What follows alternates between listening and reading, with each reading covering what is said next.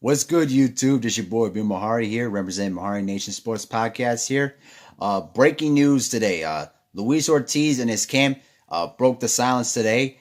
They officially rejected the offer from Anthony Joshua and Matchroom Boxing for the June 1st date at Madison Square Garden. According to the reports coming out from Luis Ortiz's camp, that it was another lowball offer that Matchroom gave to them.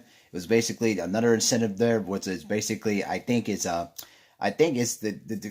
terms of the contract would be that they would try to perceive it as like another ducking type of situation there, and then Luis Ortiz would get a very low ball offer there. Obviously, so that Luis Ortiz declined the offer though, man. But it's just another bad taste for Matchroom Boxing at this point, though, man. You know, they have really done a poor job of making themselves marketable here in the U.S.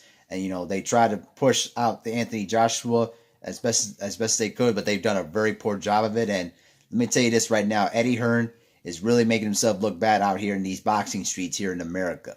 You know, he's basically made the Anthony Joshua duck away from a lot of fights. And also, the one thing I think is a bad business move on their part is that they're banking that Anthony Joshua's star power is going to suffice any type of event there in America. But that's not the case. This is not the UK market. You know what I mean? They're not going to. The US people are not going to take any garbage, especially when it comes to boxing. So it's another duck move on the part of Matchroom Boxing. And at this point, though, man, you know I should really think that the Zone should probably just get rid of Matchroom Boxing altogether. They have not put on any good fights at all.